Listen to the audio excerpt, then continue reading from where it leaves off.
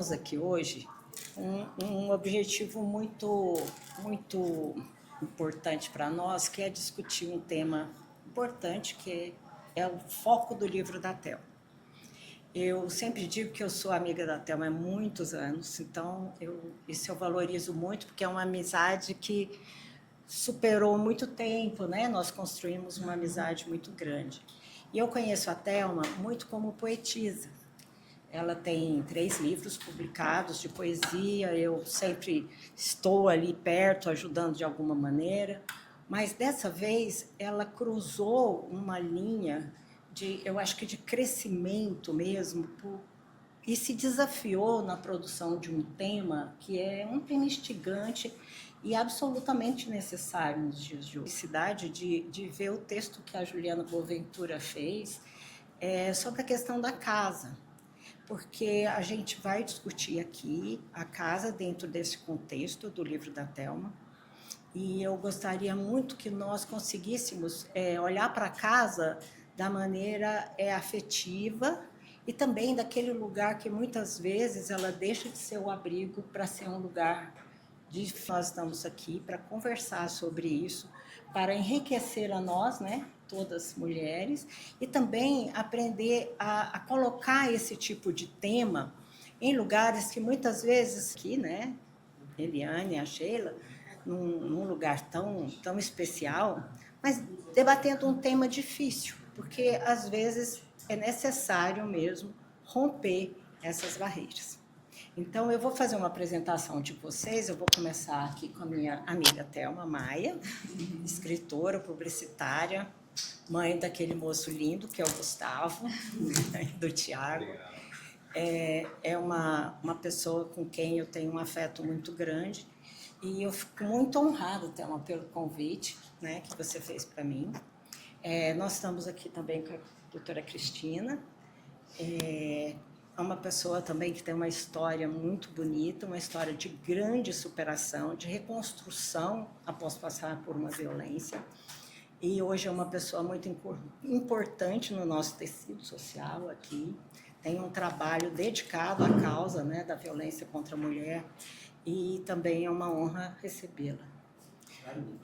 A Sheila Podestá e a Eliane Martins são as realizadoras da Casa Cor, são inspiração para nós, né? Porque são arquitetas maravilhosas, e cada vez que a gente vem na Casa Cor a gente se enriquece, né?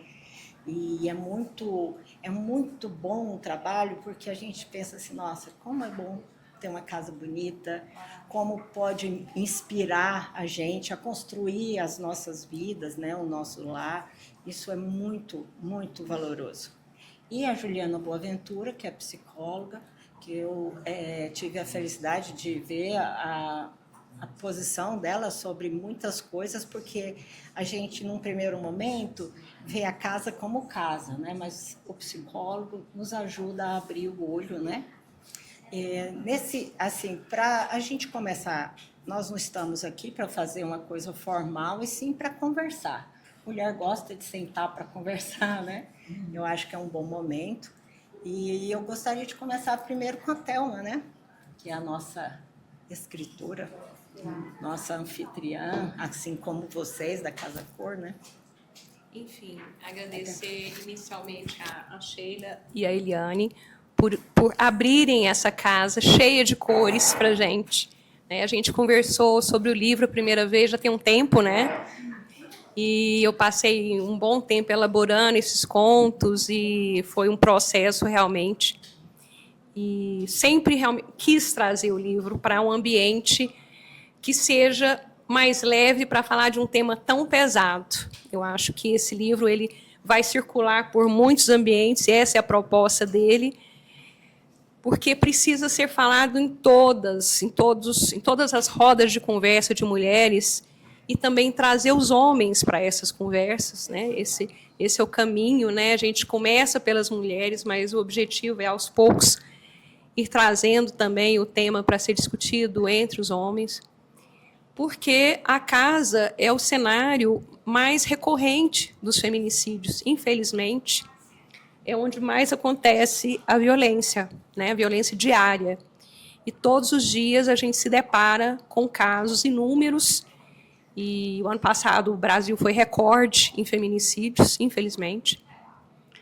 E onde era para ser Porto Seguro, né, onde era para ser a casa cor, é uma casa preto e branco, ou às vezes uma casa manchada de sangue, né, e de violência. Então, é isso. Muito obrigada, meninas, por nos acolherem aqui para essa roda de conversa. A Cristina já esteve comigo em outro momento também, né, Cris? A Cris está comigo sempre. Onde eu vou, eu levo ela, porque a gente tem sintonia fina, e isso é muito importante. Entre mulheres, você tem que andar com quem te entende pelo olhar, né, Cris? A gente tem isso. E a Ju é uma amiga também já relativamente antiga, né? Eu tive o prazer de ser professora catequista das meninas da Juliana. Então, a gente tenta criar uma geração diferente, de meninos e meninas diferentes. Esse é um desafio para quem tem filhos. A gente comentou hoje, né, Sheila, sobre isso. Então, esse livro ele é mais do que um livro para mim, ele realmente é um propósito. Eu comentei na primeira roda de conversa que a Cristina e a Cristina estavam, que infelizmente eu poderia fazer o Amores Imperfeitos 1, 2, 3, 4, 5. São tantos casos que poderia dar uma coleção, mas não é isso que eu quero. O que eu quero realmente é trazer o assunto e que a gente possa contribuir de alguma forma para que ele seja mais discutido e que para a gente poder fazer uma pequena diferença, que sejam pequenas diferenças, mas que faça que esse assunto torne-se mais... vá para aquelas esferas onde ele precisa realmente chegar, né?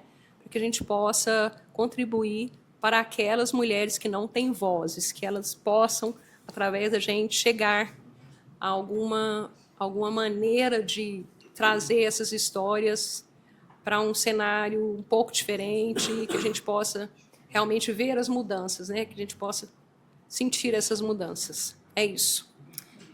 Então, eu gostaria de começar pelas casas, né? Então, vou começar com a Sheila e a Eliane.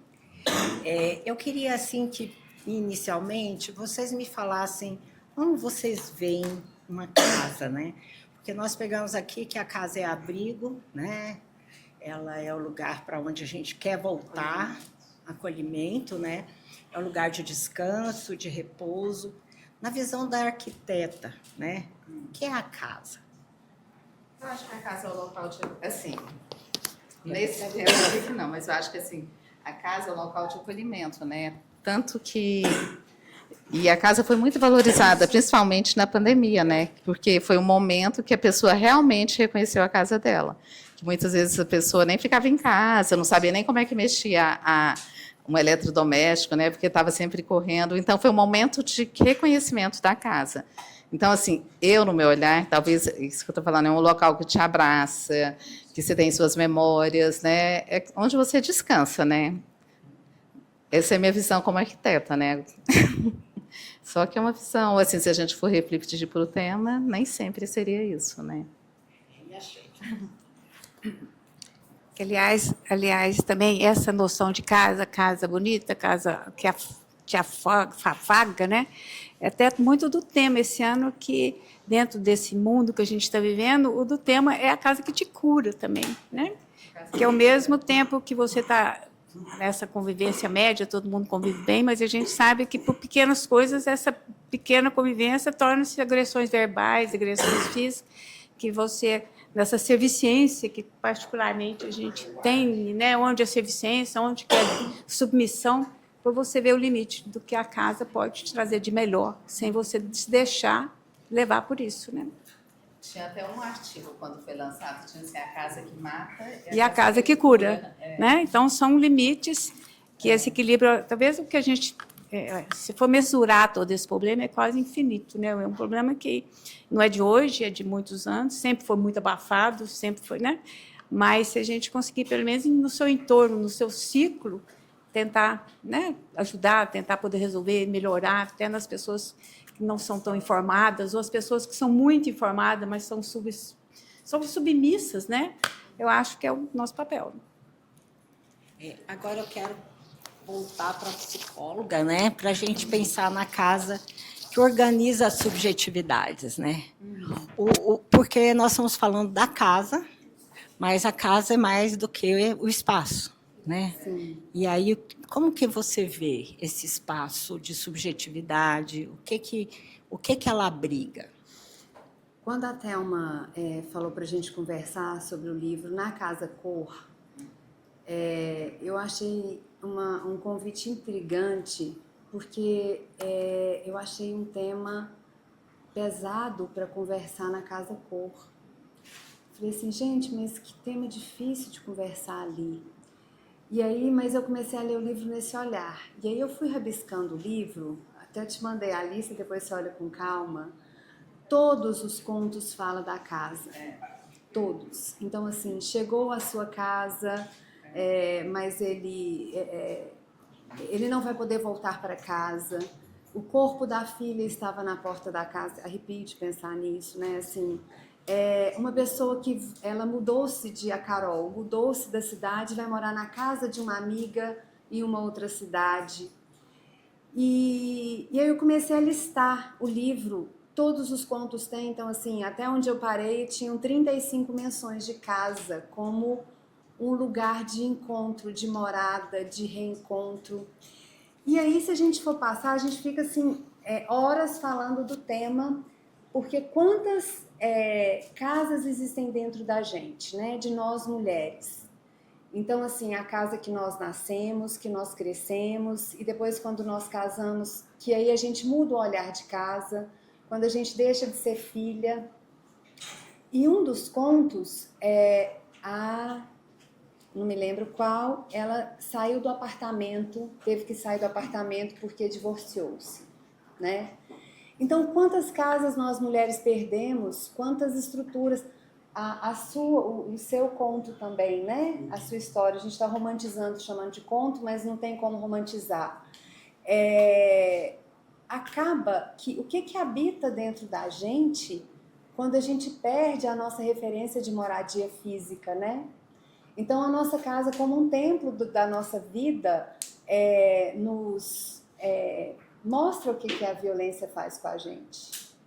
Como voltar para o nosso corpo, para o nosso espírito, para a nossa essência, para a nossa existência, né? Depois de perder tudo isso. Então, com esse olhar, a leitura do livro, ela ficou até mais científica para mim.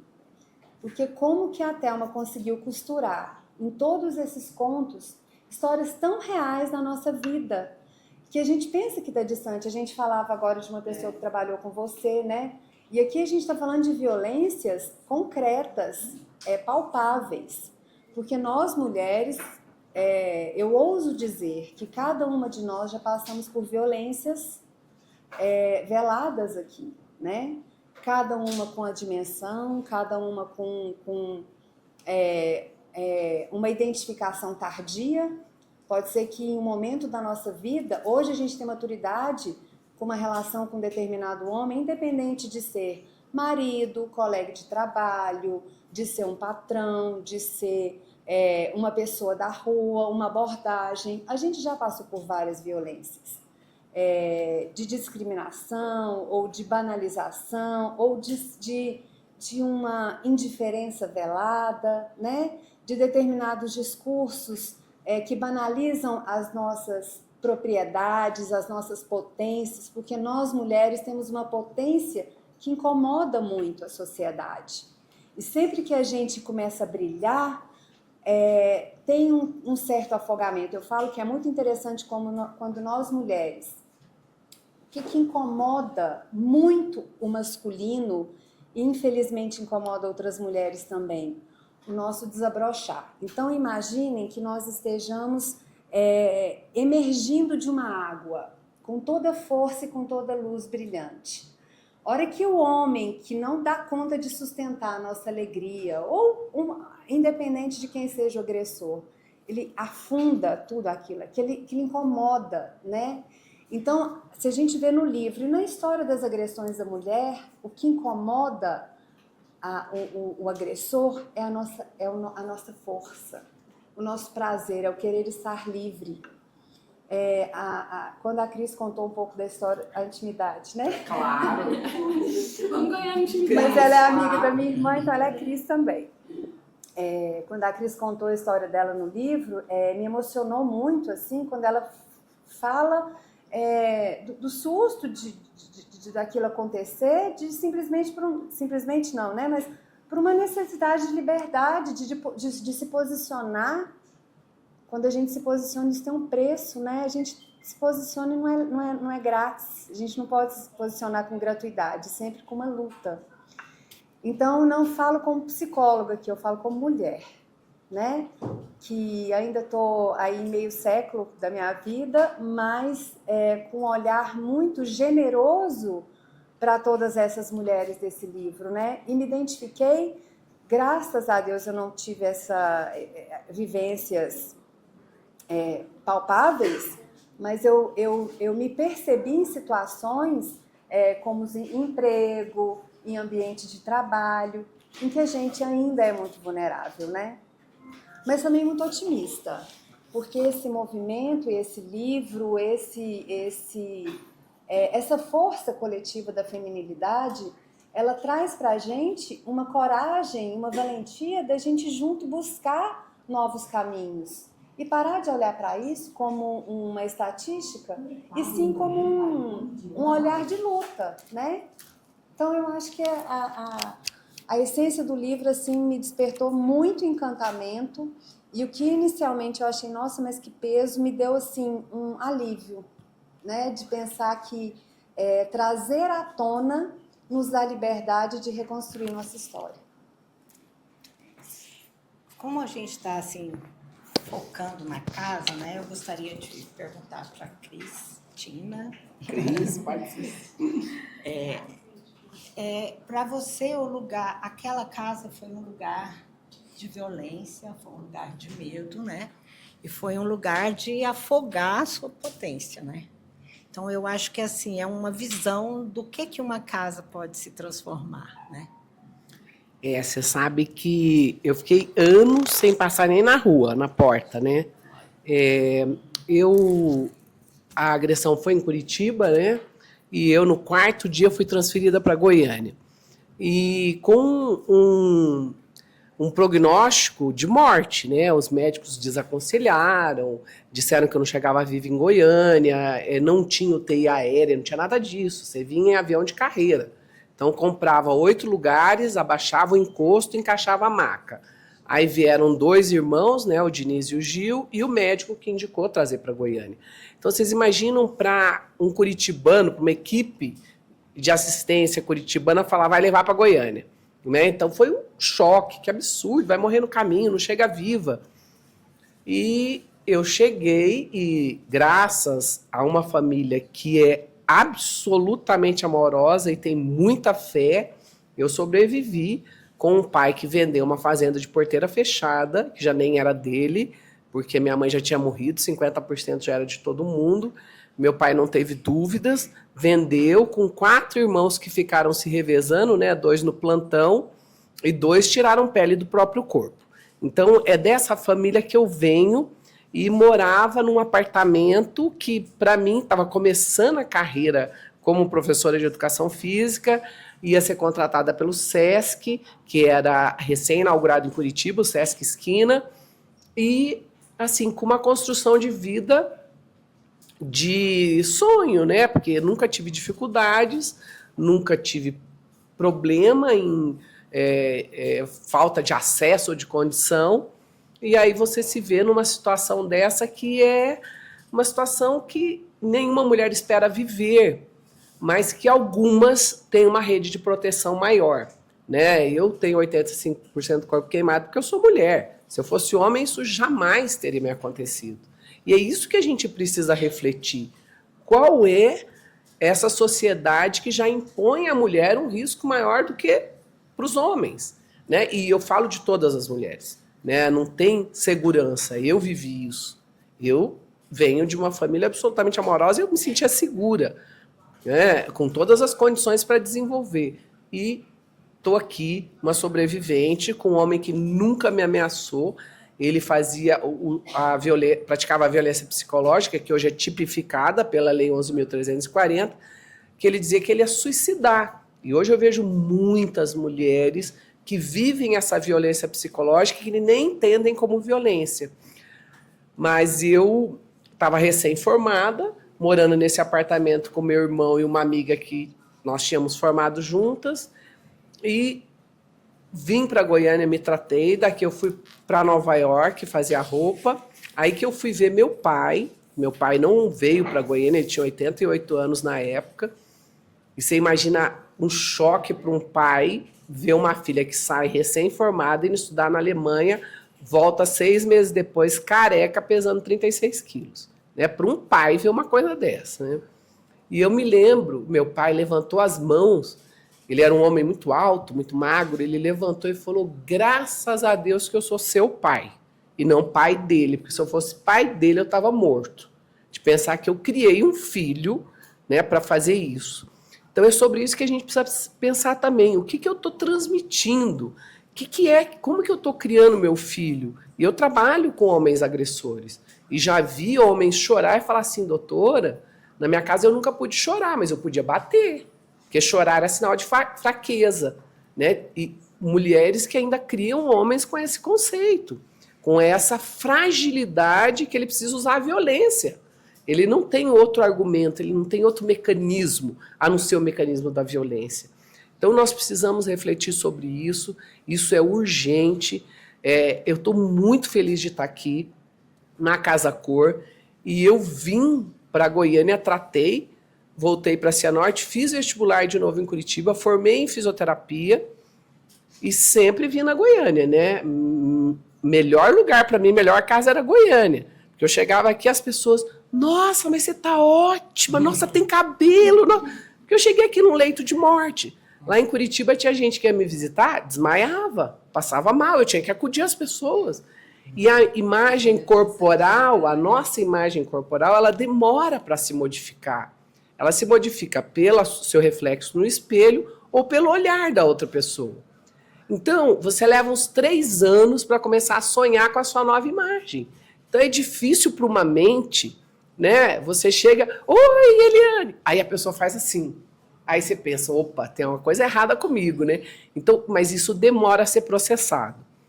E claro, eu queria vir para Goiânia, sempre para Goiânia, né? Nossa, seu nariz apareceu, seus cílios, sua sobrancelha. Então pensa isso, né? Foi um renascimento. Renascimento, estava construindo uma outra pessoa. Imagem, né? É um renascimento. Eu tive esse privilégio casa, né, de renascer em vida. Mas aí eu ia para Curitiba, olha como é engraçado. Minha família, eu sou a 10ª de 14, hoje nós somos em 10 vivos. 9 moram lá, só eu moro aqui. Você vê o tanto que minha família é generosa, que ainda me permitiu, né, estar aqui. Mas eu chegava em Curitiba, espirrava. Eu chorava pelo nariz, sabe? Se eu tivesse que passar perto do bairro, que é o centro cívico, perto do Palácio do Governo, né? Se eu tivesse que ir a algum lugar que me obrigasse a passar perto da rua, eu dava voltas, mas não passava. Porque a casa me assombrava, o espaço físico me assombrava, né? Volta tudo. Até o dia em que eu cheguei, e sempre era desculpa, né? Aqui é muito úmido, é muito ácaro, né? Eu não posso abrir armário em Curitiba. Mas, na verdade, não era isso, era a emoção que não estava curada. Chegou um dia que eu cheguei em Curitiba e eu abria guarda-roupa, eu deitava na cama e não espirrava mais. Aí eu pensei, nossa, resolveu o problema. Minha emoção está curada. Então, é a nova casa, que é emocional, né? Porque a dor física, ela passa. As cicatrizes estão ali refletidas, mas elas já não te machucam tanto. Mas a dor emocional, você pensar, alguém tentou me matar, alguém que dizia que me amava, tentou tirar a minha vida, alguém que dizia que ia suicidar por mim, fez isso comigo, isso é muito difícil, gente. Isso não há, você ressignifica, você transforma, mas você nunca vai superar, porque alguém tentou tirar a minha vida, isso é muito forte. Né? E eu lido com mulheres todos os dias. de todas as classes sociais, de todas as cores, de todas as profissões, e o que eu estou assistindo hoje é assustador. Assustador. E eu estou vendo mulheres bem-sucedidas que alcançam posições e que estão sendo violentadas dentro de casa de uma maneira muito sutil e muito perigosa, porque é a violência ao contrário. É como se eu chegasse e falasse assim, Eliane, Sheila, vocês são as idealizadoras da Casa Cor. Nossa, vocês vão fazer a Casa Cor Nova York. Claro, vocês têm todo o know-how. Aí ela fica assim, nossa, doutor, ele confia tanto em mim, acredita tanto em mim, e eu não correspondo. Olha o perigo. E por que isso? Porque não estão conseguindo lidar com o novo lugar do masculino.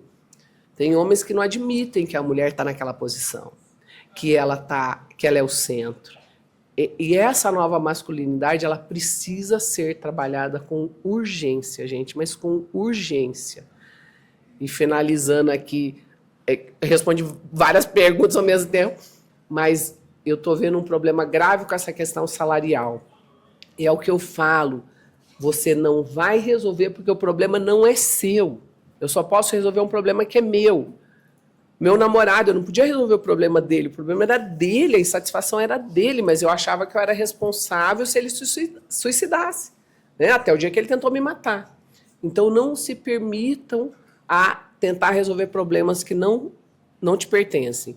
O salário, todo ele vai ser problema. Porque se eu ganhar menos, nossa, olha aí, comprou pulseira nova, brinco novo, todo dia tá com uma roupa diferente. Se você ganha igual, você está competindo com ele. Aí já acha que pode. É isso que as mulheres escutam. E se você ganha mais, aí o problema é muito mais grave porque você está humilhando. É isso que as mulheres mais escutam. E eu estou falando de mulheres concursadas na carreira jurídica, mulheres empresárias, que eu convivo todos os dias, ouço relatos que você fala, não é possível. Então, a coisa tem que ser conversada desde o primeiro momento, usando as armas da psicologia, né? Olha, esse problema é seu, eu não posso resolver. Eu estou aqui, meu salário está aqui, está contribuindo para a edificação do nosso lar, para a construção da nossa família, resolvo o seu problema, meu dinheiro vai estar aqui, está tudo certo. Né? Porque isso é o que mais está me chegando, são essas problemáticas com mulheres que estão numa situação, né, de destaque, aí, de reconhecimento. Né? E são muitas. Eu queria perguntar para chegar ao ponto de escrever o livro. O que é que te levou, assim, os caminhos que você percorreu para esse livro estar pronto? Bom, quando eu iniciei a primeira escrita do livro, porque, na verdade, eu reescrevi ele várias vezes, eu busquei na imprensa as notícias diárias. E aí, isso foi fácil, porque eram tantas, eram muitas histórias, e uma mais desastrosa, escabrosa, feia, enfim, todos esses adjetivos que levam a gente a arrepiar às vezes, né? Que a outra. E aí eu comecei a escrever e, como ele tem um propósito, né? Eu mandei a primeira escrita para um amigo que é escritor também em São Paulo, o Lucão. Ele é poeta e cronista e eu queria trocar ideia com quem também está nesse meio, né? E aí até eu fui para São Paulo, a gente sentou num bar, e até o livro chamava Amores Imperfeitos só. E aí a gente começou a tomar café e conversar, e eu falei, nossa, Lucão, para mim é muito dolorido escrever sobre isso, eu não sei se eu vou conseguir concluir esse livro. Aí ele falou assim, então esse café tem sabor amargo para você, né? Eu falei, tem, muito. Então o livro vai chamar Amores Imperfeitos e Cafés Amargos. É assim que ele virou Amores Imperfeitos e Cafés Amargos. Aí ele me sugeriu, ele falou, não, se as pessoas forem ler o livro, a primeira versão dele, realmente vai ser muito difícil, muitos não vão conseguir terminar o livro. Então, você vai ter que lapidar esse texto para que ele seja, que as pessoas possam engolir ele e refletir sobre e levar para frente de alguma maneira, né? Indicar, não, vamos ler esse livro, vamos falar mais desse assunto, então vamos dar cores literárias para as histórias, assim, dar uma, não que você vai aliviar nas histórias, mas você vai tentar oscilar, não, um tem um drama pior, mas a outra conseguiu sair, né? Ou a outra teve a ajuda de uma amiga, ou enfim. Aí eu fui buscando, por isso que eles viraram contos, porque eles são baseados em fatos reais, mas eles não são a história real. A história, todas essas histórias aí são piores do que elas estão no livro, infelizmente, né? Toda vez que eu falo isso, eu arrepio. Quando eu falei da falando ali com a Andréia, ela falou de essa noite, né? Aí eu falei, ela amenizou as histórias. Você vê, ficou mais. É assim, porque é um tema pesado, né? Então eu falei assim, você deu não pode falar que é uma poesia, mas você deu uma amenizada, assim, para você conseguir transmitir. Exato. Né? Eu trouxe trechos de escritores que eu gosto, coloquei trechos de música, eu fui pontuando com as coisas que eu gosto, né, para poder realmente que as pessoas imaginem. Eu estava lendo, por exemplo, a Penélope, a personagem Penélope foi inspirada na Odisseia. Eu estava participando de um grupo de leitura da Odisseia, e a Penélope é aquela que borda à noite, né, para esperar o marido, e depois ela mesma desfaz o bordado, porque ela não quer ter que aceitar os pretendentes que estão aguardando ali, que acreditam que o marido dela morreu, que ele foi para a guerra e nunca vai voltar. E ela, não, ela fica resistindo e aguardando aquele marido. Então, era um outro nome, aí eu falei, não, essa aqui vai chamar a Penélope, porque Penélope tem que estar aqui. Penélope está em todas aquelas mulheres que esperam o marido achando que ele vai chegar com aconchego e tudo, e muitas vezes não, né? Então, essa espera nas mulheres, ela é muito comum, e às vezes ela passa a vida esperando aquele príncipe que não chega nunca, aquele parceiro que ela idealiza e que quando casa vira outra pessoa, enfim, né? E aí a Penélope, na Odisseia, ele fala sempre da Aurora como uma cor diferente.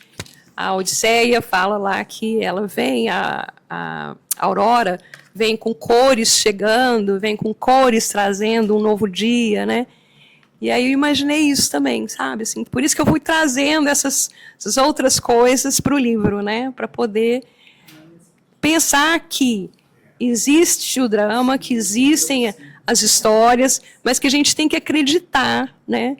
Que esse cenário pode ser mudado, que a gente pode trazer esperança. Por isso também eu convidei a Cristina e a Helenir para trazer a história real, que são histórias de vitória, porque elas estão vivas. Eu falo assim que o que a gente quer é mulheres vivas, né? A gente quer contar a história de mulheres vivas, que são sobreviventes, que venceram a violência, que se tornaram a melhor versão de si mesmas, né? E que fazem diferença na vida de outras mulheres. Então esse realmente foi daí que... Então ele começou de um jeito e foi terminando, e foi sendo lapidado ao longo do caminho. E eu até li uma história, quando eu estava escrevendo também, do Khalil Gibran, falando quando ele estava escrevendo um dos livros, que ele andava com o manuscrito na mão, 1800 bolinha, né? E aí que um amigo perguntava para ele assim, toda vez, e aí, quando que você acaba esse livro? Quando que você vai terminar? Você fica andando com esse livro. Ah, tá. Quando eu terminar, quando eu falar que é aqui, ponto final, né? Porque, na verdade, quem escreve a gente fica, né? A gente quer, não, vou melhorar isso aqui, eu vou lapidar isso aqui. Se você não colocar um ponto final, ele pode não acabar nunca. Se reler, vai ficar reescrevendo. Vai ficar reescrevendo. E eu tinha que trazer, uma hora eu tinha que terminar. Tanto que a gente falou, entre a primeira conversa com a Sheila e a Eliane, foram 2 anos, né? Era para ser na Casa Cor do ano passado. Eu falei, não está pronto. Mas é isso. Aí eu realmente, uma hora eu coloquei um ponto final. Bom, ele está aqui, ele vai, de alguma maneira, né, vai ser a minha contribuição. E as aquarelas também eu fui fazendo ao longo do... Foi muito interessante, porque também a arte que eu trouxe para o livro fez ele um pouco mais leve, né? As aquarelas, as ilustrações fazem ele, ficou um livro bonito, né? Na verdade, ele, apesar do peso do conteúdo, ele é uma obra que até decora, né? Mas é isso. A partir desse comentário que você fez aí de final, assim, de precisamos seguir em frente, né? Eu queria perguntar aqui para a Juliana, porque muitas pessoas sobrevivem, tudo, mas como que reconstrói esse desabamento todo emocional, né? Como que é possível retomar emocionalmente e voltar a acreditar na vida e organizar uma nova casa? Eu acho que tem a ver com o que a Cristina disse, com a consciência. Porque muitas das vezes nós não temos consciência do que o que está acontecendo é uma violência, né? Então, quando ela diz mulheres teoricamente esclarecidas, profissionalmente bem resolvidas, que têm já um repertório de vida para sustentar, né? O que ela tem, o que ela vive, elas não têm consciência dessa violência que elas estão passando. Então, eu acho que a reconstrução vem da consciência, de perder a culpa, porque, né, meu marido vai se matar por minha causa, ele é tão bom para mim, mas eu não faço o suficiente para devolver para ele. Eu acho que trazer a consciência, a potência da mulher é uma forma de reconstrução, de recomeço. Porque quando... o que vai habitar nessa casa depois de uma violência como a que essas mulheres passam? O que vai entrar ali? Como a gente sabe que não tem receita, é tentar descobrir, trazer à tona, trazer à consciência as nossas potências, as nossas capacidades, sem deixar que a gente seja submergida novamente, né? Que não tem, assim... A hora que for afogar, se for ter algum tipo de afogamento, fala assim, não vou, não quero mais ser afogada. E aí, porque se a gente pega relatos, em consultório tem muito isso. Pacientes violentadas, eu tive o caso de uma paciente que ela não queria colocar o lixo de fora do apartamento. Ela não queria sair de casa. E aí, num determinado momento da consulta, ela falou assim, eu fui à feira.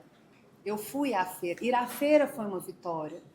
Quando ela começou a descobrir que ela não era nada daquilo que foi pintado na vida dela, que ela não mereceu apanhar, que ela não mereceu ouvir o que ela ouvia do marido, que ela não mereceu ser menosprezada no trabalho, mas você faz só isso, ou mas você não faz nada. Essa consciência da realidade, eu acho que é o que faz a mulher se reconstruir. E a casa, assim, é sempre importante mudar a casa? Mudar de casa, ter outra casa? O que vocês acham, as nossas arquitetas? Eu acho fundamental. Escrever uma nova história. Não, lógico, mas eu, assim, só vou fazer uma colocação que eu estava colocando com a Thelma ali, que eu fico intrigada, assim, realmente num mundo de 22 mil anos, 20 mil anos, lógico, existe esse movimento, assim, existe uma gama de mulheres que elas são submissas e são machistas. Elas aprovam o comportamento masculino. Aprovam, faz parte de uma cultura, de educação. Aí surge, não vou nomear, tá? Surgem movimentos para que os homens se recoloquem como homens. É uma coisa, assim, inexplicável. Qual é esse modelo a ser recolocado? E são apoiados por mulheres. Certo? Então, assim, eu acho que esse equilíbrio que essa turma jovem vai ter de cada vez se posicionar mais, mas são coisas acontecendo com gente jovens, com os jovens. Então, assim, qual é esse modelo que ele vai ter que se reafirmar? porque as mulheres também estão apoiando. E as violências cada vez aumentando. Então, qual é esse modelo masculino que tem que ser autoconhecido, assim, se encontrar novamente nele? Que se é se encontrar, é um modelo que já existia. Não é reconstruir um modelo masculino. É se encontrar no modelo que se encontra que já existiu. Né? Você está retornando para um modelo masculino. E esse modelo? Esse modelo masculino que muitos homens querem voltar, naquela questão do conservadorismo, tudo, é década de 50. E como que a gente vai voltar no tempo? É difícil para nós nos adaptarmos, Mas, né? Cris, os homens não querem sair desse espaço de privilégio, Eles de não poder. querem. Eles não querem. Esse está sendo o grande desafio. É o que a gente está assistindo nesses movimentos, é manter o status quo, é manter aquilo que eles não querem perder. Eles não, mas Sheila, eles não querem se reencontrar, eles querem manter aquele espaço. Só que ao mesmo tempo que eles querem manter, eles querem que você trabalhe, que você ajude em casa e que tenha mais dinheiro, que ele tenha mais dinheiro. Mas então a negociação foi só porta para fora, porta para dentro. Ele quer chegar e você fazer o jantar e arrumar a casa, levar a criança para a escola, cuidar da mãe dele. Então, é um momento muito delicado. E essa é a questão, mulheres apoiando. Eu fui num programa outro dia, e é tudo nome em inglês, tem uns nomes em inglês, né? Tem um nome que é a esposa perfeita, que ela vai voltar a ser dona de casa modelo. Eu vi mulheres renunciando a concursos públicos, mulheres que estavam em posições porque ela vai ser mãe. Agora, vocês que estão aqui, o que um filho reconhece? Uma mãe que é escritora, como a Thelma, que transformou a dor que ela viveu do impacto da primeira notícia de uma mulher que foi assassinada, ela transforma em conto, ela oferece a arte dela para ajudar as outras. É esse filho que reconhece essa mãe. Agora, você acredita mesmo que uma mãe que lava, passa a cozinha, faz lanchinho para ele levar para a escola, vai ser reconhecida como uma mãe, vai ser, essa é a mãe que eu tenho orgulho? Não vai, gente. E é isso que as mulheres não estão enxergando. Aí a condutora do programa me perguntou, quem que você acha que criou? Eu falei, certamente eu não vou saber te dizer quem é, mas que é um homem eu tenho certeza absoluta. Isso não é coisa de mulher. Agora, elas apoiam. Tem outro movimento incrível, você pode ter 10, 12, 15 filhos, você não segura. Isso. Você não evita filho mais. Esse é um O que movimento. você faz com 15 filhos? Você mantém a mulher escrava. É essa a questão. É isso que a gente precisa. E sendo vividas por gente nova. Nova. Gente jovem. Mas- Gente jovem. Como é que você hoje, no dia de hoje, você que tem todas as oportunidades, tem 15 filhos? Mas se eu mantiver uma mulher grávida por 15 anos, ela vai ser atrativa? Alguém vai se interessar por ela? Ela vai ter condições de ir para a rua, de fazer um movimento? Vai. Você tem até situações que fisicamente você não consegue, mas e aí, sua vida? E a sua? Então, se você se mantém grávida 15 anos, que vida é a sua, a não ser parir, né? É muito perigoso o que nós estamos vivendo. Né? Aí, Juliana. Você usou a palavra que eu queria dizer. É um perigo que está acontecendo na sociedade, porque a potência da mulher, mais uma vez, ela está começando a ficar... e assim, gente, sem julgamento e sem valoração de ninguém. Não tem o certo e não tem o errado nesse sentido, porque quem escolheu ter 15 filhos, ok, se der conta de sustentar... Mas o papel da mulher, novamente, como refém de uma cultura machista. Porque, sim, como ela disse, não tem a possibilidade de uma mãe de 10, 15 filhos... Ter vida própria. Ter vida própria, a não ser que tenha um marido muito companheiro e que comungue muito com a história dela, né? Então, se tiver, tá tudo certo, tá tudo lindo. Mas como é que é o nome desse movimento? Você sabe? Alguém sabe o nome desse movimento da mulher perfeita? Thread White. A Vera Iaconelli, que é uma psicanalista fantástica, falou sobre isso esses dias, e ela disse que isso veio como um movimento de mulheres que estão cansadas, assim, gente, eu não quero ir para a rua trabalhar mesmo, assim, com a labuta que nós, da nossa geração, tivemos e tal, que a teoria seria essa, né? E que, teoricamente, voltar para o lar e cuidar da família é o papel da mulher. E é mesmo, gente. Tem coisa melhor do que a gente ter oportunidade de ficar com os nossos filhos, né? Isso é maravilhoso. Mas não colocar sobre a mulher, literalmente, vamos pensar de novo na imersão, o peso de pagar essa conta. Então, pode ter os 15 filhos, está tudo certo, mas que sejam divididos com igualdade os papéis. E aí, gente, fica a minha dúvida de mulher já vivida, que eu não sei se serão divididos de forma igual, né? Tomara que seja, mas é um perigo. Ela falou com maestria. É um perigo que... No livro tem, né? No livro tem a mulher, quem foi que ficou grávida e gente, casos e casos de mulheres que engravidam quando descobrem que o filho é deficiente, se separa, né? Então, assim, é um movimento perigoso. E você perguntou, né, de quando tudo isso se destrói, ter uma casa nova. Gente, renovar a casa é muito bom, né? Ai, gente, pintar uma parede de outra cor, mudar o quadro de posição. Isso muda a nossa vida. Que é a pergunta que a Cris fez, né? É preciso mudar de casa? Eu, na minha opinião, sim. Assim, mudar de casa, porque você materializa a sua mudança, né? Você muda de casa, você põe cor nova, muda de endereço, energia nova. Eu, na minha opinião, eu respondo que sim, é preciso mudar de casa. E assim, será que essa mudança... Porque assim, e o corpo nosso, né?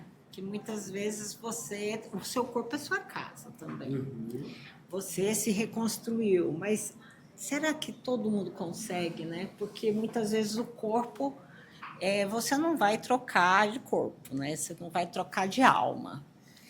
Como mas que você vai carregar? Nós temos uma esteticista integrativa, né? Que é a esteticista da Thelma, que ela trabalha essa estética interna também, porque isso é uma verdade. Muitas procuram a estética externa por uma má solução interna, né? Por uma deficiência, uma ferida, uma coisa... Aí você fica procurando em outros lugares, né? E não vai achar nunca, né?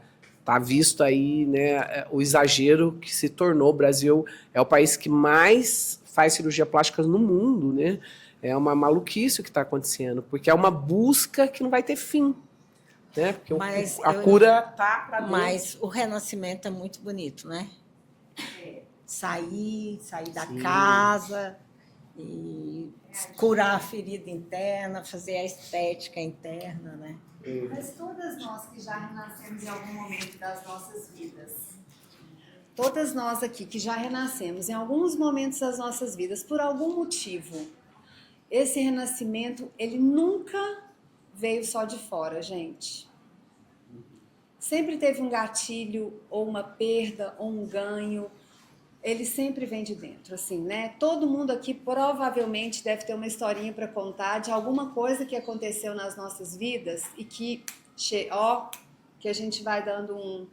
Então, eu acho que esse renascimento, essa reconstrução dessa casa, ele ainda, de novo, eu volto à consciência. O trazer à tona, né? E não é dizendo que tem que fazer terapia, que tem que ir ao psicólogo, ao psicanalista, não. Que cada uma de nós saibamos descobrir aonde é que nós vamos trazer à tona a consciência da nossa potência feminina.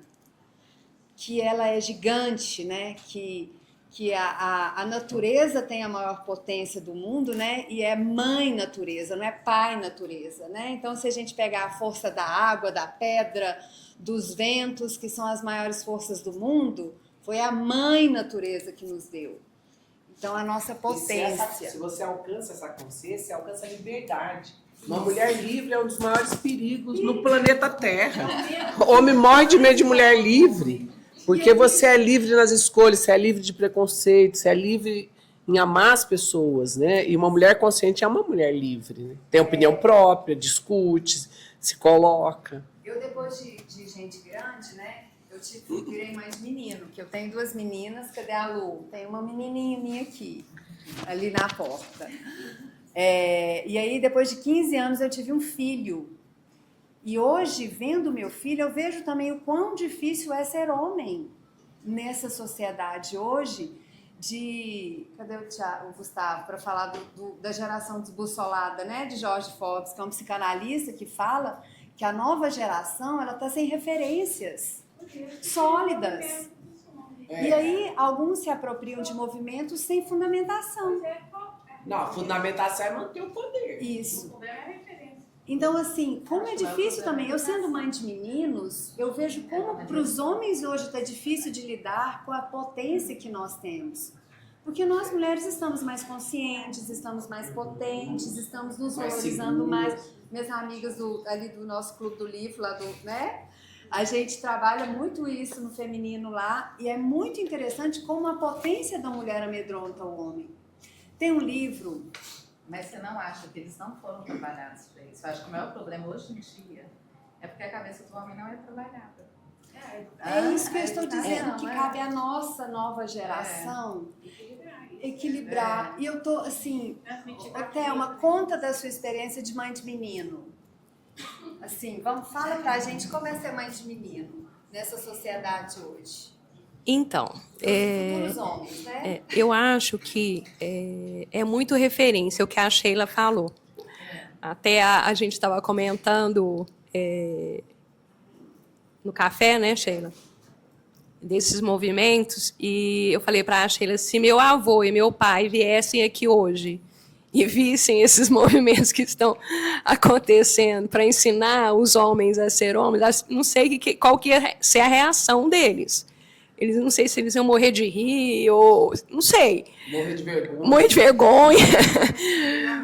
Porque a referência do meu pai era o meu avô, e do meu avô era o meu bisavô. Existia um homem forte que os filhos olhavam para eles, eu quero ser igual ao meu pai, eu quero ser igual a esse tio que me criou, ou, né, porque muitas vezes não tem um pai, mas tinha uma referência forte.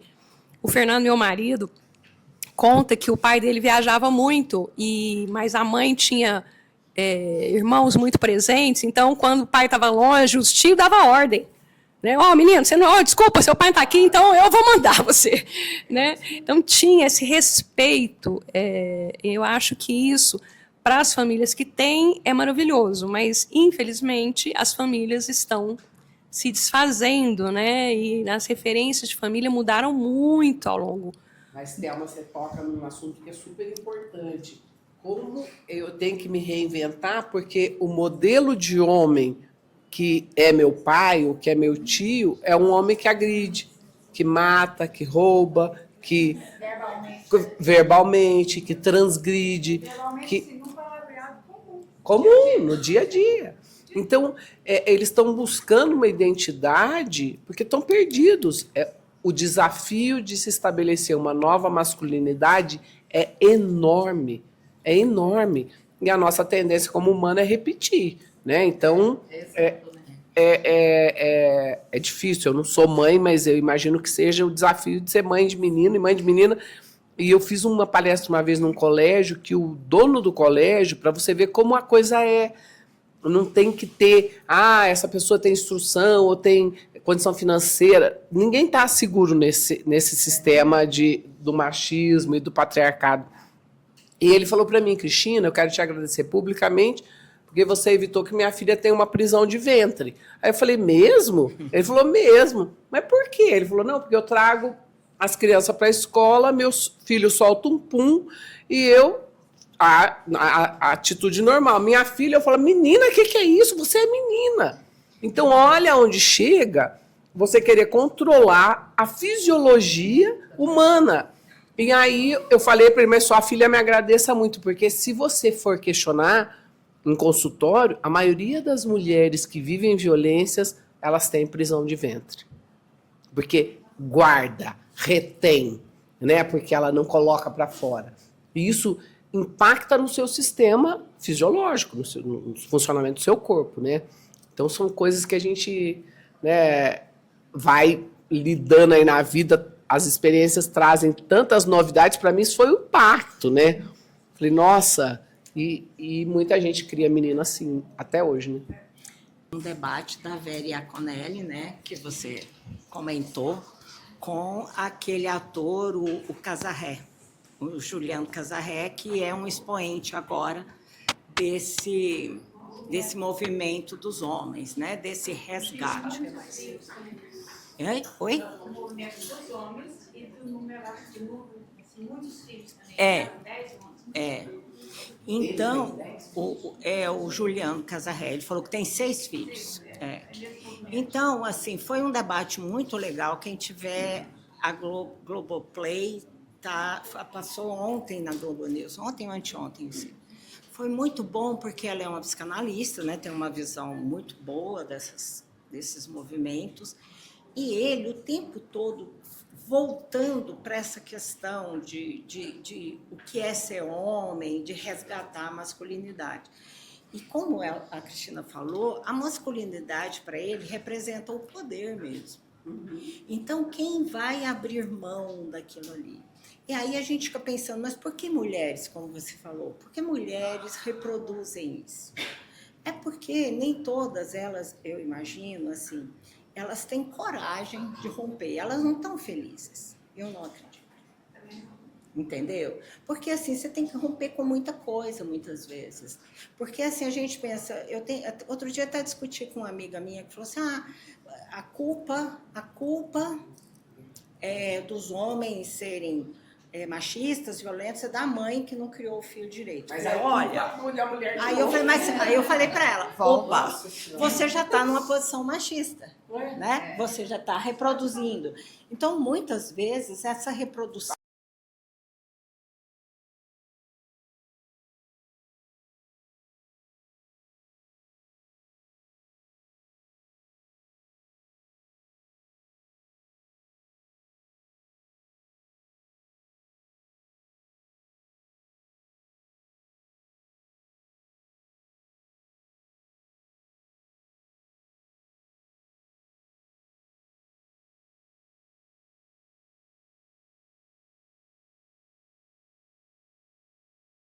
revoluções todas vêm acontecendo sobre isso. Eu falo, eu também tenho um monte de irmãos e são ótimos, maravilhosos, mas tem um que pensa de um jeito, tem outro que pensa de outro jeito, né? Então, quando ele fala que eu sou feminista, é como se ele tivesse me cobrando. E eu com esses pensamentos feministas. Gente, assim, a gente não pode ter vergonha de ser o que a gente é. E a gente tem que defender os nossos espaços. E muitas vezes os nossos maridos são machistas, os nossos irmãos são machistas, os nossos pais reproduzem. Meu pai é muito difícil, ele fala cada coisa assim que se eu tivesse sido criada por um pai, você conhece, que é o meu pai, e eu tivesse aceitado, a Beatriz trabalha comigo, eu já tive a oportunidade de contar as histórias para ela, assim, eu não estaria aqui conversando com vocês. Eu não seria jornalista nunca. Eu tive, assim, aquela fala, jornalista não é uma profissão de uma mulher decente. Entendeu? Esses adjetivos. Então, essa carga, eu acho que todas nós, em algum momento da vida, sofremos, como vocês mesmos falaram. Algumas pessoas enfrentam. Eu tive a sorte de ter uma personalidade que enfrento. E muitas vezes eu fui muito cerceada. Eu tive apoio da minha mãe, eu tive apoio dos meus irmãos, eu às vezes menti para o meu pai, porque eu tinha que seguir em frente. Então, hoje até a gente tem uma cumplicidade grande, ela sabe, eu tenho um marido que não pensa desse jeito, né? Eu fui buscar um marido que pensava totalmente diferente daquilo ali, então eu não reproduzo isso em casa, eu tenho 2 filhos também, e os meus filhos são criados por uma mãe que é jornalista, que nunca ficou em casa, mas quando está em casa faz comida, né? A Thelma vive me cobrando de comer uma massa, né? Italiano que não cozinha não é italiano, né? E muitas vezes eu falo para ela, não estou tendo tempo, mas o tempo vai chegar da massa. Eu levo Então, vinho, ela cozinha. Eu acho assim, cabe a nós também ir adquirindo a consciência, sabendo que alguma coisa a gente vai perder. Porque a gente não só ganha. O que, que a gente vai perder? Eu vou perder talvez o conforto de uma casa e vou ter que enfrentar alguma situação para ter outra casa. Talvez eu vou ter o meu marido reclamando de mim, que eu não sou mais a mesma, né? Mas ele pode ficar... Ele pode, né? Ele pode fazer aqui, porque eu falo assim, a gente não... tem sempre perda, assim, a luta, né? Você abre mão de alguma coisa, você faz escolhas. São escolhas, não dá para você fazer omelete sem quebrar os ovos. Você tem que encarar algumas situações e ir rompendo as barreiras, porque não vão ser os homens que vão abrir as portas. Não. Agora, tem uma coisa é fato, né, gente? Não há, no momento de evolução, de desenvolvimento que a gente vive, não há mais preto que volta para a senzala, não há gay que volta para o armário e não há mulher que vai ser exclusiva da cozinha. Isso é uma realidade. E tem gente que não está aceitando isso. Não aceita que o preto na universidade, não aceita que o gay é patrão dele, não aceita que a mulher é a chefe dele. Eu ouço depoimentos de mulheres que falam: eu tenho maior dificuldade com a equipe. Tem uma professora que está com problema sério na UFG, porque um aluno não aceita que ela é professora dele. Olha onde nós estamos chegando, com esses movimentos que incentivam a resistência contra uma posição onde a mulher está num nível superior. Então, mas a realidade, você não volta mais, isso não vai voltar no tempo. Você vai escravizar? Não tem mais jeito, isso acabou, já passou dessa fase. Agora é esse conflito para achar o equilíbrio entre as relações e a gente conseguir manter uma sociedade saudável. Porque o que a gente quer é relacionamento saudável, pessoas que sejam felizes naquele relacionamento. Acabou. É o que eu falo, tudo começa e termina pelo respeito. Não pode só começar com respeito. Pode terminar com respeito também, né? Acabou, cada um segue seu caminho, vida que segue, né? E viver o desafio, que é o maior desafio da vida, que é ser feliz. Se há uma coisa difícil nessa vida, é ser feliz. Eu acho assim, só para encerrar, que a gente... Encerrar não, né? Mas para resumir um pouco do que a gente disse, nós temos a responsabilidade de honrar o que a gente conquistou até agora, né? Se nós pegarmos na história, se a gente começar desde Nossa Senhora, que bancou, né, para quem acredita, ter Jesus, né, que ela que bancou, sim, gestar, e aí a gente sabe de toda a história de Nossa Senhora, dessa valentia, de lá para cá, muitas mulheres comeram muito sal para que a gente estivesse aqui conversando hoje, né? Tem vários livros que a gente lê e que a gente vê relatos de culturas em que as mulheres ainda são extremamente cerceadas de qualquer privilégio. E a gente não precisa ir para lugares longe para ver isso, a gente vê aqui do nosso lado, mas como que a gente honraria, né? Vamos pensar junto aqui, como que a gente conseguiria honrar toda essa herança de força, por exemplo, assim, honrar a sua história, Cris, né? Dessa valentia de recomeço, de reconquistar, de ser uma inspiração. A responsabilidade que nós temos de honrar tudo isso que nós ganhamos das gerações que se passaram, né? Quando cada história de cada mulher que está aqui sempre tinha uma rede de apoio, e a rede de apoio geralmente era feminina. Sim. Se a gente pegar o livro do Drauzio Varela, quando ele, Sem Ser o Carandiru, que ele fala da mulher presa, as mulheres não recebem visita na cadeia, gente, né?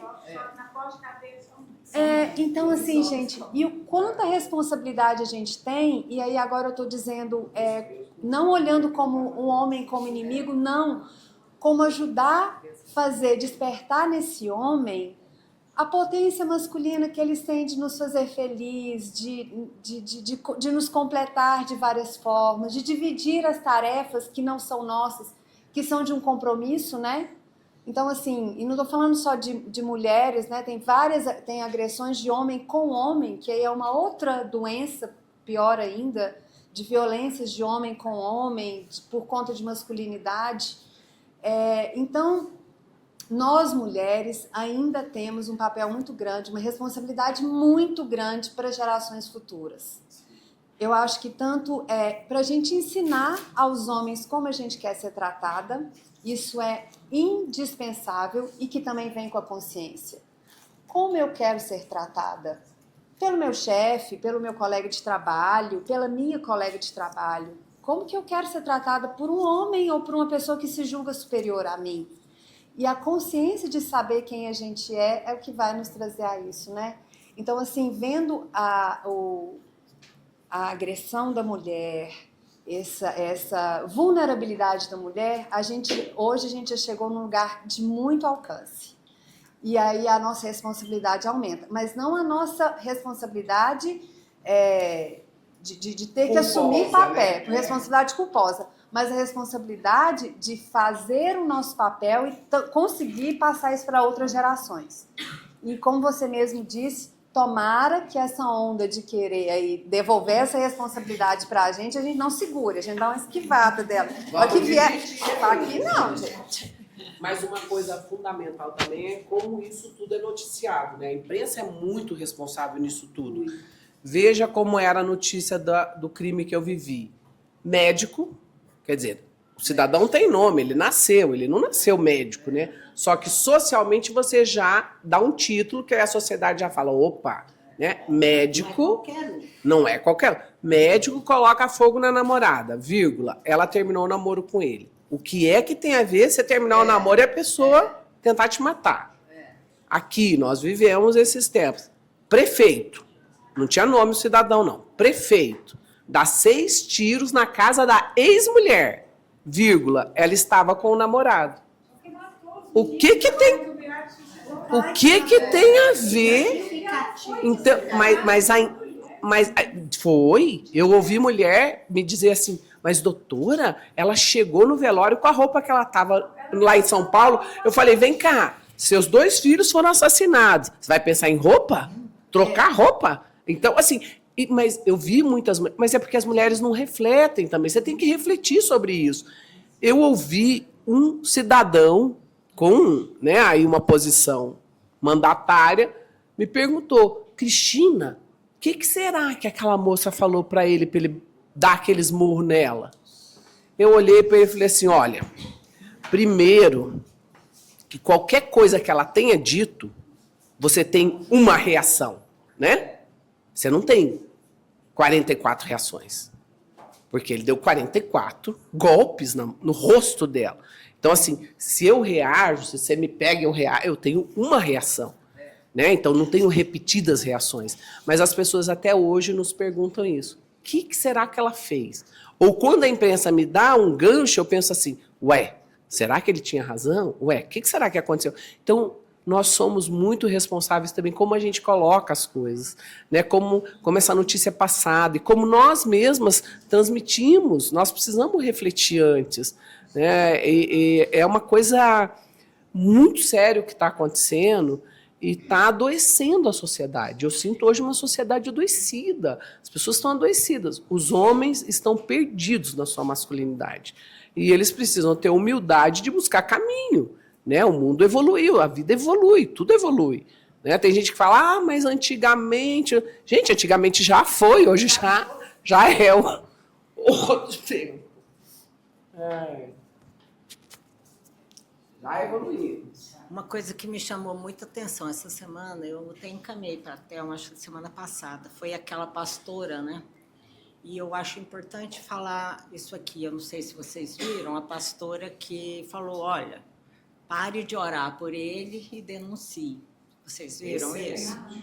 Então, eu acho que esse também é um recado para nós, porque muitas vezes a gente insiste em querer consertar uma coisa que não é tá na nossa, não tem jeito. A gente quer consertar, a gente quer orar, faz. Aí você pode até orar um pouco, pedir sabedoria a Deus e tal, mas chega um ponto que é preciso fazer o quê? Ela falou: foge, sai, corra, né? Vá para um lugar seguro e denuncie. A gente sabe que a gente não se vê, né, nessa posição. Então, muitas vezes a gente tem que assumir esse papel, assim, de ter essa força. Por isso que eu estava falando, a gente às vezes precisa quebrar os ovos, né? Sim. A gente tem que sair daquela situação. Porque muitas que são representadas nesse livro, elas perderam o timing de encerrar. Adoecer. Porque adoece mesmo. E às vezes a gente tem vergonha, que é outro lado. A mulher tem vergonha de ser vítima de violência. Quando ele quiser ter vergonha. Ele deveria ter vergonha, mas muitas vezes, como eu vou chegar numa delegacia? E ainda que eu faço Né? muitas delegacias ainda, Felizmente, estima bastante. felizmente, a Delegacia da Mulher aqui tem tido um trabalho interessante, a gente acompanha. Eu faço parte do Mulheres do Brasil, a gente acompanha isso. Então, assim, é muito importante, inclusive, mulheres em cargos de decisão são muito importantes. A gente precisa aprender a votar em mulher, porque a gente muitas vezes tem preconceito, a gente mesmo, que a gente precisa trabalhar, porque a gente está acostumado só a ver homem no poder. A gente precisa começar a eleger mulheres, a ter juízas. A minha cunhada fala, eu não gosto de ir em médica, eu não confio em médica. Muita gente fala isso, a gente tem... Isso são conceitos que a gente carrega, mas a gente mesmo e reproduz. Aí a consciência começar a pensar, porque quando você tem uma juíza, ela vai olhar para determinado caso, muitas vezes com mais empatia. Sim. Porque provavelmente ela também já viveu coisas. E é importante, eu tive uma experiência da filha da minha empregada, tá tendo um namoro complicado, e eu conversei com a minha empregada, ela falou, não, eu falei com o pastor, ele falou para deixar disso. Então, eu falei assim, que é perigoso ela ir na delegacia. Falei, ela não é perigoso ela ir na delegacia, é perigoso ela não ir na delegacia. E aí, por fim, a filha fez um BO e o moço sumiu, graças a Deus não evoluiu. Poderia ter evoluído, não sei. Mas a gente tem que aprender que nós estamos no mundo, se a gente tem um propósito, a gente tem que fazer esse propósito valer. Então, assim, ninguém precisa sair militando o tempo todo, mas tem uma empregada, tem a filha de uma amiga, não é? Tem uma pessoa num caixa de supermercado.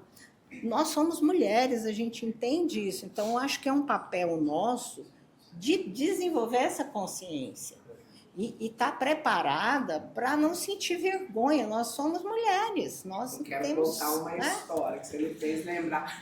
Eu adoro as histórias. Eu me tornei vereadora, fui eleita em 2012, assumi em 2013, e aí teve uma discussão sobre um projeto de lei, que era de um outro vereador, né, da gestão passada. O projeto dele obrigava os locais de grande circulação a ter cabide no banheiro feminino. Gente, foi, assim, uma piada na plenária. Eu falei, gente, por que esse povo tá rindo? Não estou entendendo isso, né? Aí você se inscreve para discutir, né? E aí eles subiam e falavam assim, olha que absurdo! Faltando vaga em CIMEI, o cara preocupado com gancho em banheiro de mulher. Aí vinha outro, gente morrendo na fila da UTI, e ele está aqui preocupado com cabide de mulher em banheiro. Gente, o que tem a ver uma coisa com a outra? Falei, eu quero discutir isso aí. Aí tá bom, aí subi, falei assim, ó, o negócio é o seguinte, eu sou professora, vamos fazer de conta que todo mundo nessa plenária aqui é mulher. E aí você vai no shopping e você tem uma criança. Aí você tem a criança, a bolsa da criança, a sua bolsa. Aí você comprou alguma coisa no shopping, aí você tem a criança, a bolsa da criança, sua bolsa e uma sacola. Aí você vai no banheiro. Eu descobri que mulher não sentava em tampa de vaso quando eu saí de casa com 15 anos. Porque na minha casa, meus irmãos tinham que sentar, porque não podia molhar a tampa. Então, para mim, a coisa mais normal era fazer xixi sentada. Aí, quando eu saí de casa, minhas amigas, vai sentar? Uai, vou, né? Não, você vai pegar doença venérea, até o dia que uma amiga falou que eu ia engravidar. Falei, bom, aí acho que é meio demais, né? Mas enfim, vamos lá, mulher não senta na tampa do vaso. Aí você vai ao banheiro, aí você abaixou a calça e fica equilibrando no joelho. Aí você fica tentando lá, aí roda a sacola, roda a bolsa, acerta a cabeça do menino, começa a menina a gritar. Eles Falei, não têm a nossa perspectiva. Aí eu falei pra eles, olha que coisa mágica, um gancho. Aí eu ponho minha bolsa, a bolsa da criança e a sacola. Tenho 80% do problema resolvido, a gente fica com 20%. 10% acertar a mira do vaso e 10% olhar o menino. melhorou a vida da mulher, né? Gente, foi um silêncio. Aí um vereador que é muito espirituoso votou, o projeto foi aprovado e tal. Ele fala até hoje, onde eu vejo gancho em banheiro, eu lembro de você. E aí porque aí você pode justificar a mudança da sua defesa, porque ele votou ao contrário do que ele tinha defendido. Aí ele pegou o microfone. Olha, gente, eu estou aqui para agradecer a doutora Cristina, me ensinou muito hoje e me ensinou o que é a dificuldade de ser mulher e ir no banheiro. Ele falou, gente, aí no final ele fechou assim, e agora eu vou lutar por muitos ganchos em banheiros femininos. Então, é o que a Cris está falando. É aquele corpo feminino num espaço onde não tem mulheres. Ele não vai pensar com a sua cabeça, com a sua necessidade. Ele não sabe o que é menstruar, ele não sabe o que é ir no banheiro, ele não sabe o que é cólica. O homem não sabe. Por mais que ele tente te entender e tenha empatia com você, ele não sabe, porque ele não vive no corpo dele. Então, enquanto eu não tiver mais mulheres nesses espaços de decisão, nós vamos estar numa sociedade desequilibrada. Porque eu tenho uma decisão majoritariamente masculino para uma população que é majoritariamente feminina. E o Brasil é uma das piores. Nós somos estamos entre as 7ª piores em representação feminina. Até esses países que as mulheres andam de burca, tem mais mulheres eleitas do que no Brasil. E aí, mais uma vez, é culpa da mulher, porque a mulher não vota em mulher. Falei, tá bom. Aí, eu não tenho dinheiro para fazer campanha, eu não apareço na televisão. O homem aparece 7 vezes. Eu apareço uma na campanha inteira. Eu não tenho dinheiro, eu não tenho gasolina. Quem vai ganhar, ele ou eu? Não tem lógica. Então, mais uma vez, culpa a mulher.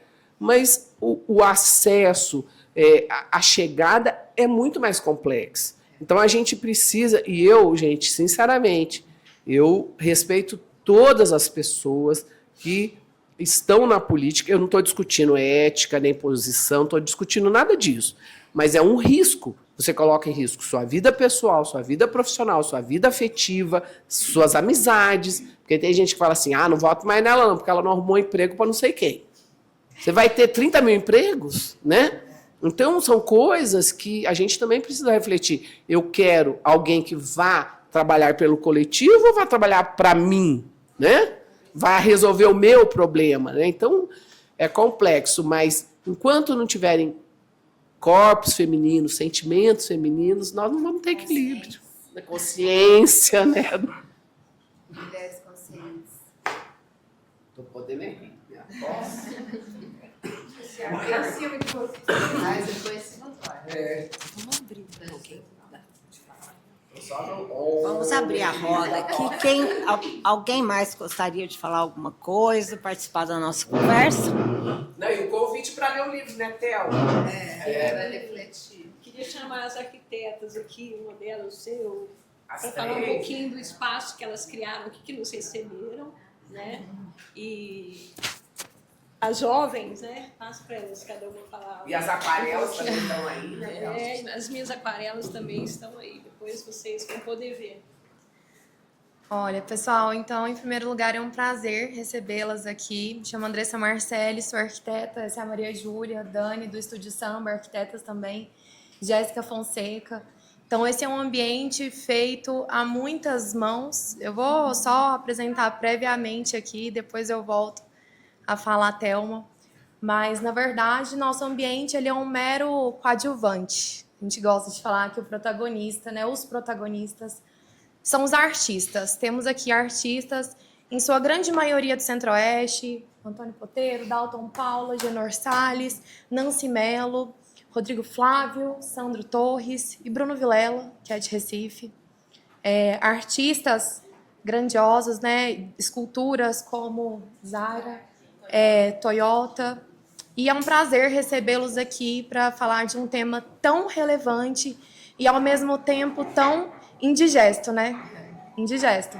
Eu sou mãe de menino, tenho um filhinho de 1 ano e 3 meses e acho que ser mulher é um eterno equilibrar pratos, né? A gente tem uma responsabilidade muito grande Mas acho que nunca, na verdade, a conduta do homem sempre vai ser dele. A responsabilidade final é sempre dele. Mas como educadora, né, como uma mãe educadora, ter conversas indigestas como essas nos impulsionam a sermos pessoas melhores para a nossa família. Então, é um prazer tê-las aqui e espero que essa roda de conversa aconteça em outros locais e que esse livro tão necessário continue sendo divulgado no Brasil inteiro. Muito sucesso para você.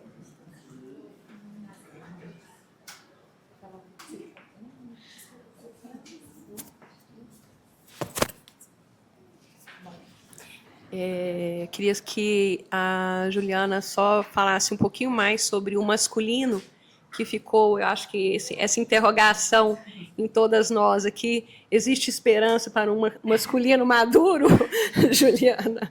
Assim, eu acho assim, eu brinco na minha casa que a gente, mulher, é o pau da barraca. Quando você faz qualquer movimento assim, todo mundo fica ali meio que girando em torno da gente, né? É uma responsabilidade muito grande. Eu vejo homens muito fortes, assim, tenho ótimos exemplos na minha vida, mas eu realmente me pergunto sobre esse novo homem que está aí, esse cenário diferente. Eu criei no meu ambiente de trabalho, eu coloquei a foto da minha avó e da minha mãe, assim, um destaque, de maneira que muitas vezes eu olho para elas e penso assim, eu tenho que honrar a história delas, porque se eu tenho uma vida muito diferente do que aquelas tiveram, é porque elas me apoiaram para chegar até aqui, né? Mas os homens também tiveram um significado muito forte, e eu tenho realmente, com esse empoderamento da mulher, Juliana, me preocupa esses novos homens, né? Então, eu queria só que você arrematasse um pouquinho falando nesse novo homem, dentro desse novo cenário, o que você enxerga a longo prazo? Eu sou extremamente otimista em tudo na minha vida. E eu vejo que a nossa potência, essa nova mulher que nós... Para onde está, de onde nós estamos já nesse momento, a gente enxerga que tem também homens tentando correr atrás, né? Eles estão cada vez tentando se adaptar às nossas novas mudanças. E quando a gente fala desses homens desse livro, a gente fala de homens adoecidos. São homens adoecidos. E a doença, né? Então, assim, e aí, independente da ordem do fator, são criminosos, adoecidos ou adoecidos que viraram criminosos, né? Em regra geral, os homens, assim como nós mulheres, estão tentando construir uma vida feliz, uma vida boa, uma família.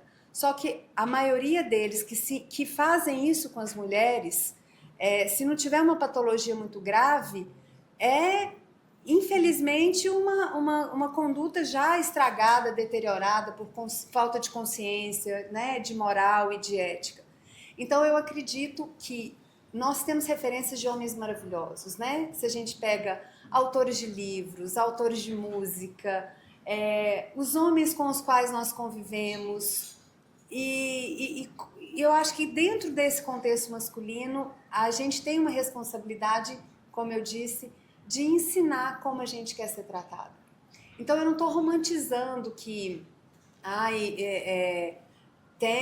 isso aqui é uma exceção, não. Infelizmente, isso ainda é uma regra, porque é uma regra da cultura do nosso país, que se a gente for para fora do país, a gente viaja, a gente vê pais tratando, né, famílias que o pai está lá tratando do filho com toda naturalidade, não está fazendo um favor, né? Tá tranquilo. Esses dias eu voltando de viagem, um voo de 8 horas, um moço do meu lado, um francês, com uma filhinha de 3 meses, ele que veio com a filha no colo. E eu, né, a mulherzinha, falei assim pro meu marido, eu vou ajudar ele, porque senão ele não vai ter mão para ele comer. Tadinho dele com o menino sozinho, né? Então, olha a mulher, olha a minha cultura de mulher ficando com dó do moço sozinho, cuidando do menino. Aí meu marido falou assim, vamos fazer campanha pela vida? Cada um cuida da sua, porque ele é um príncipe, né? Ele é um príncipe.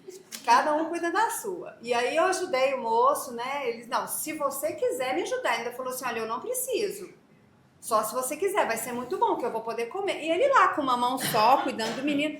Então, lá na cultura deles é diferente. Então, a nossa responsabilidade, gente, porque os homens que me perdoem, mas a gente é um pouquinho mais evoluída mesmo, né?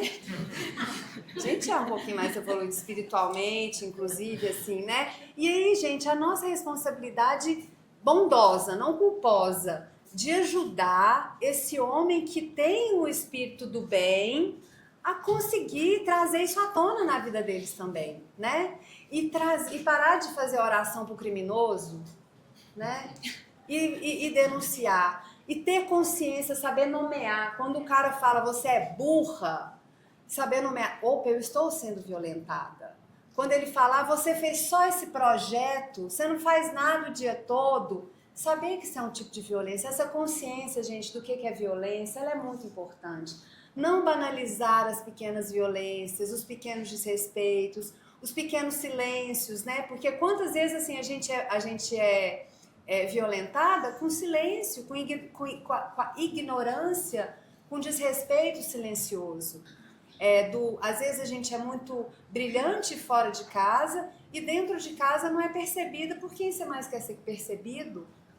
Então, assim, a gente tem histórias de vida muito abafadas, né? As mulheres são muito submersas com todos os sentimentos dela. Então, sempre não deixarmos ser submergidas. Eu acho que tem esperança e tem homens maravilhosos e por isso que a gente está querendo que eles se multipliquem. É isso que eu penso. Embaixo, isso que você falou falaria exatamente a mesma coisa. Eu não sou psicóloga, por isso eu te trouxe até aqui, amiga, porque eu também quero ter um olhar otimista sobre esse novo mundo, sobre o mundo que a minha neta está sendo criada. Eu quero porque eu tive 2 irmãos e 2 filhos, e depois a vida me presenteou com uma neta, e aí eu olho para ela e falo, bom, e aí, Sofia, que quer dizer sabedoria, né? Um nome muito bem escolhido. E aí, Sofia, o que será de nós daqui a 20 anos, né? Então, eu olho para ela e realmente sinto essa responsabilidade de fazer essa diferença. Então, o livro está aí para vocês, ele está na Amazon, ele está no Kindle, e eu queria pedir para vocês, quando lerem, comentarem, se forem presentear, pedir pela Amazon é uma boa opção, porque ali os comentários vão para frente, vão seguir, né? Vão levar o livro para frente, porque a grande dificuldade nesse processo da literatura é que a distribuição, é que as pessoas conheçam o livro, é que, né, para ele cumprir com esse propósito, ele precisa realmente ser comentado, e o boca a boca é a melhor maneira de que ele realmente faça essa diferença, que é a minha proposta para ele. A Cora Coralina, que é a nossa poetisa goiana, ela só aconteceu porque alguém um dia deu um texto dela para o Carlos Drummond de Andrade, e ele se apaixonou pelo texto dela e fez uma resenha no jornal, que realmente foi lida por muitas pessoas, porque já era o Carlos Drummond de Andrade, né? E aí, quer dizer, ela saiu lá de Goiás e virou uma personagem que hoje a gente tem muito orgulho dela, né? Porque é uma mulher da época dela, então, que publicou o primeiro livro aos 75 anos. Então, quando eu publiquei o meu primeiro, a minha inspiração foi ela, que eu falei, bom, se ela aos 75, na época dela, publicou o primeiro, eu posso aos 50 publicar o meu e tá tudo certo, né? Então é isso, queria agradecer a todos aqui. Quem comprou o livro físico agora pode entrar na Amazon e pode fazer os comentários, independente de ter comprado pela Amazon, tá? Só para contar. E eu quero, então, agradecer a todos que estiveram aqui na conversa, quem está assistindo, ouvindo a gente conversar. Eu fiquei muito feliz de estar aqui com vocês. E eu acho que todas merecem uma salva de palmas.